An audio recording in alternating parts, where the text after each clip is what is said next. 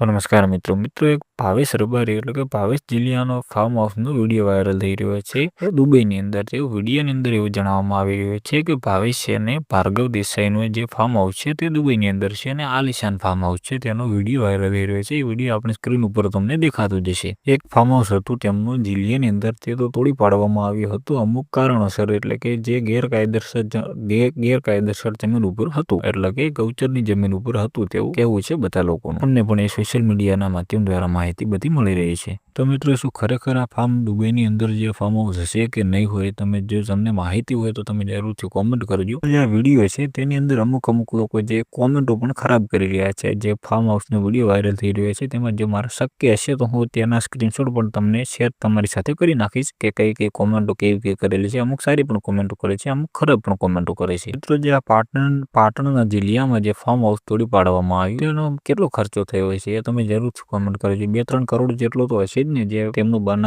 મકાન બનાવેલું હતું, જે ગેટ સુધીનો ટોટલ જે ખર્ચો હશે 2-3 કરોડ સુધીનો તો લગભગ હશે જ. મિત્રો, આ વિવાદ છે એક પછી એક નવો પડાવ લઈ રહ્યો છે, એટલે કે એક પછી એક હવે અમુક ટાઈમે સમાજો ઉપર પણ વાત આવી ગઈ છે. કેમ કે જે 18 લોકો હતા તેમને બચાવવા માટે બંને સમાજે ભેગા થયા અને બંને સમાજો સમર્થનમાં આવ્યા, એટલે મેદાનમાં આવી ગયા. અને હવે રબારી સમાજ એ પણ ભાર્ગવ દેસાઈ અને ભાવેશ દેસાઈના સપોર્ટમાં આવી ગયા છે ને એ પણ મેદાનમાં આવી ગયા છે ને એ તો સમાધાનની વાતો બધા કરી રહ્યા છે બધા. અને ભાઈ, આ જે દરબારો છે ઠાકોરો છે એ પણ સમાજ વિશે કંઈ પણ કહેતા નથી. રબારી સમાજને બધા ભાઈઓ પણ કહીશું, સમાજ એકબીજાને સમાજ વિશે કશું પણ કહેતા નથી. પણ એમનું કહેવું એવું છે કે તમે ગૌચરના નામે એક માલધારીને જ કેમ ટાર્ગેટ કરો છો. આ મેટર હવે દિવસે ને દિવસે ગરમાઈ જાય છે. તો મિત્રો, આ મેટર વિશે તમારું શું કહેવું છે અને ભાવેશ દેસાઈ વિશે તમારું શું કહેવું છે એ તમે જરૂરથી કોમેન્ટ કરી દેજો. અને જો તમે આપણી ચેનલમાં નવા આવ્યા હો તો ચેનલને સબસ્ક્રાઈબ કરી દેજો અને વિડીયોને લાઈક કરી દેજો અને કોમેન્ટમાં જય બાબારી તો જરૂરથી લખવાનું ભૂલતા નહીં.